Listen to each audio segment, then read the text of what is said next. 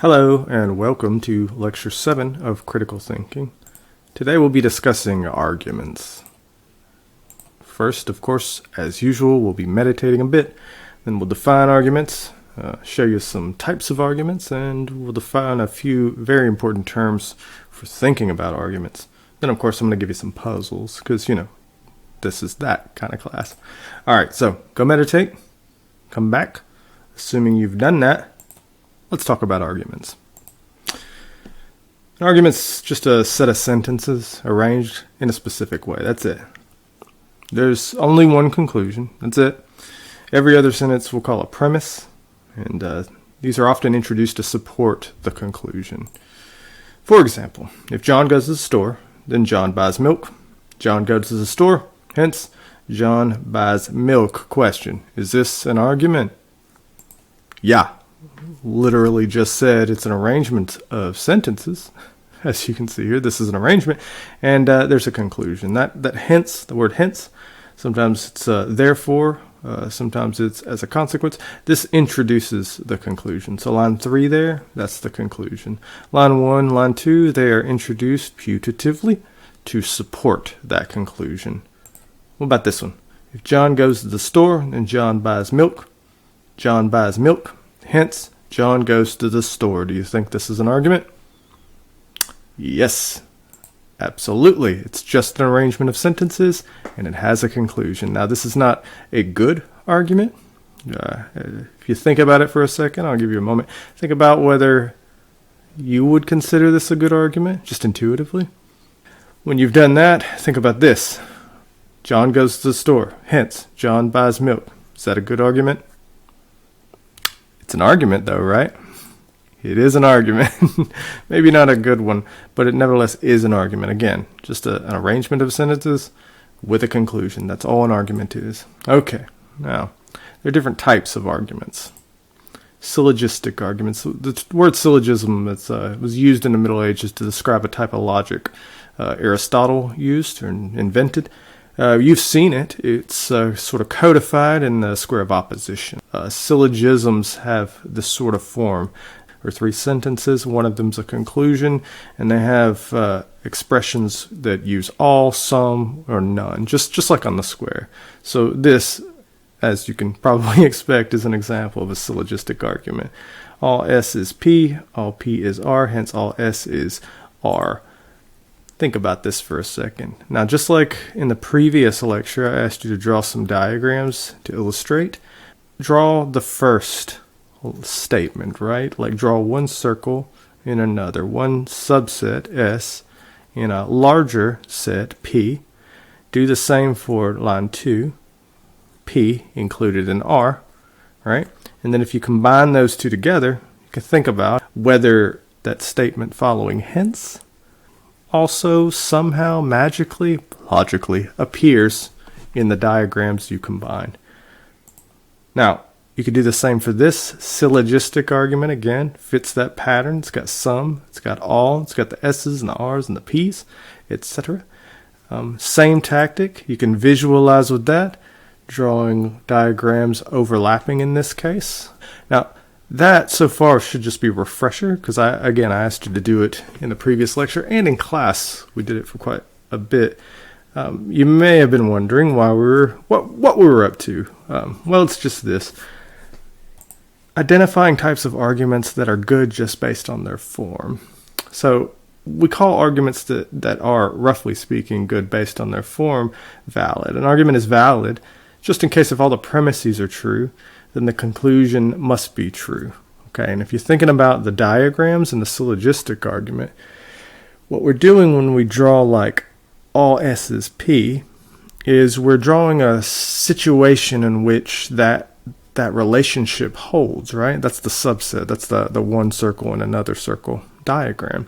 If we then go on to draw like a subset of P being in a larger set R, if you put those two together, you have one small circle S in a larger circle P, all in a larger circle R. And so you know that the smaller circle S is itself in the larger circle R. And so you know that when you're drawing those first two statements, you have to draw all S's are, right? Exactly. So that is to say, if the first two statements are true, i.e. if you can draw those two diagrams, and you do draw those two diagrams, let's squish them together, if it's the case that when you do that, the third diagram is also drawn, or that third statement is also represented in your diagram, that is just to say that the conclusion is true as well. And talking about truth here is just sort of shorthand. Now, note this does not mean all the premises are true. This definition applies by considering only if, or just the cases if the premises were true. Now, sometimes premises are not true. You can make up all sorts of arguments, genuine arguments, but valid arguments too, that have false premises. Again, if the premises are true, then the conclusion must be true. That's the condition for validity, not that the premises are true. Check this out. All S is P, all P is R, hence all S is R. Now, if you're following along with what I said a moment ago, I ask you if this is a good argument, it should be obvious, right? This is valid. Valid is going to be one of the ways in which an argument is good. This is just that chain of diagrams, right? You've got S included in a larger P, P including in a larger R, and when you draw those two together, you ultimately end up drawing S is R as well. How about this one? Some S is P, some S is R. So draw those two. What do we have? Well, you got S and P overlapping. Then you have S and R overlapping. Note how weak that is. You put those two premises together with respect to your diagrams that you've drawn. You could have just three circles, like a chain, right? The S will overlap both P and R, but P and R don't have to overlap at all in your diagram. Most importantly, for our purposes here, it doesn't follow that all P are R, because you can draw at least one diagram in which that's not true, but the first two lines are, right? And remember the definition of validity. If the premises are true, then the conclusion must be true, has to be true. So, putting this another way, if you can draw the first two lines with your diagrams and put those together, and you can draw a situation in which the third line is not true, that argument is not going to be valid.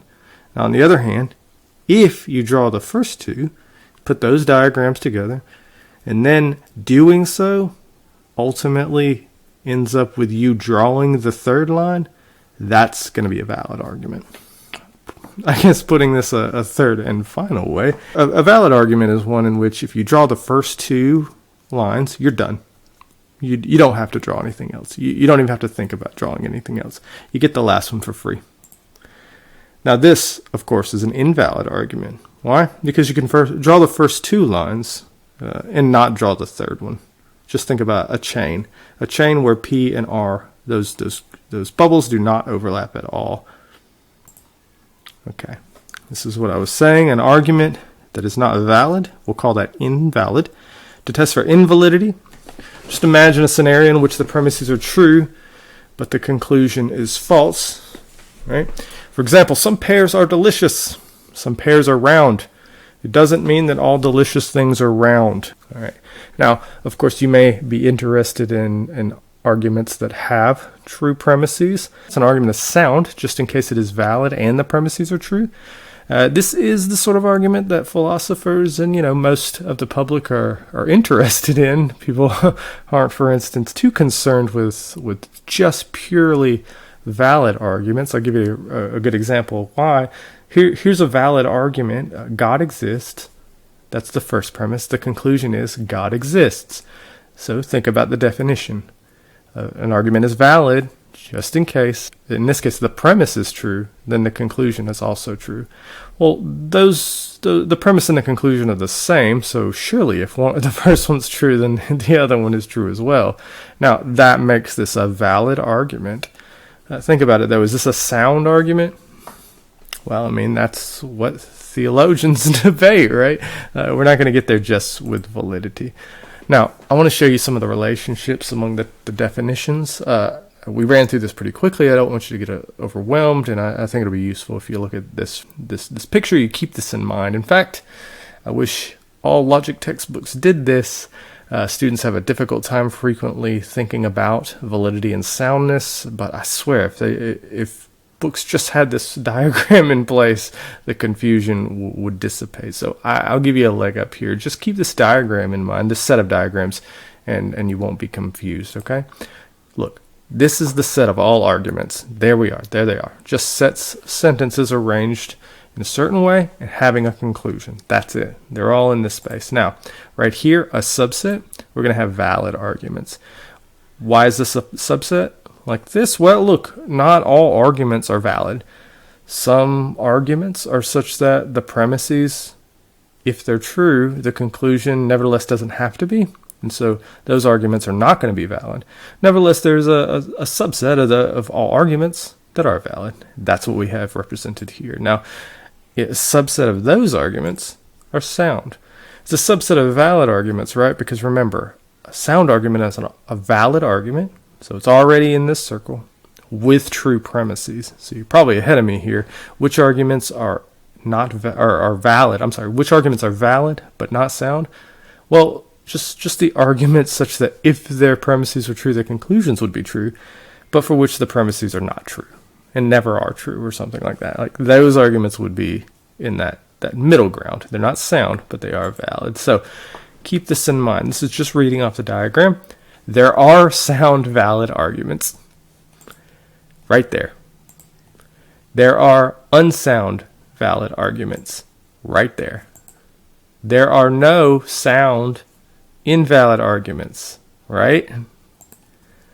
Okay, moving on. Now, I'd like for you to, on your own, fill in the blanks. I want you here to construct a valid argument. Remember what that means. If you draw the first two, you have to draw the third. All right, pause the video, check it out. Pro tip, of course, visualize. Assuming you have done that, here's the other. Try this. Again, find a valid argument.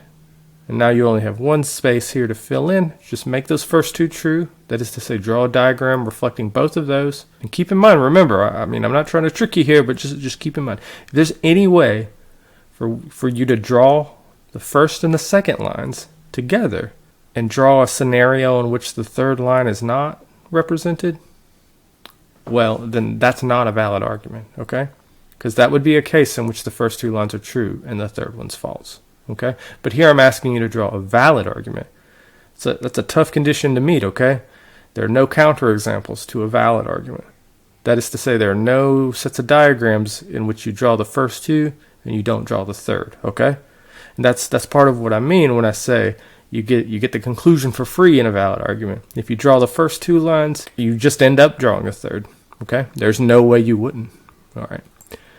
Visualize as usual, and counterexample hunting, which has sort of been a theme underwriting this discussion. I've mentioned it a couple of times, so this won't be new, but I want to call it out by name because it's really a tough skill to develop and it'll require your attention. So counterexample hunting is trying and to basically break putatively valid arguments. So somebody gives you an argument, says this is valid or this is a good argument. You go around and you look for scenarios in which the first two lines are true, but the last one's false. So this is a good way to practice. Take any of those invalid arguments and generate as many distinct scenarios or diagrams in which you draw the first two lines, but you don't end up drawing the third, okay? Which this just tracks on to what I've written here. That will be you generating as many distinct scenarios as you can in which the premises are true and the conclusion is false. Now, again, this takes time, this takes skill. We'll be using this going forward in several other contexts. It's a good idea to get started on a training now. All right, that's it. Talk to you soon.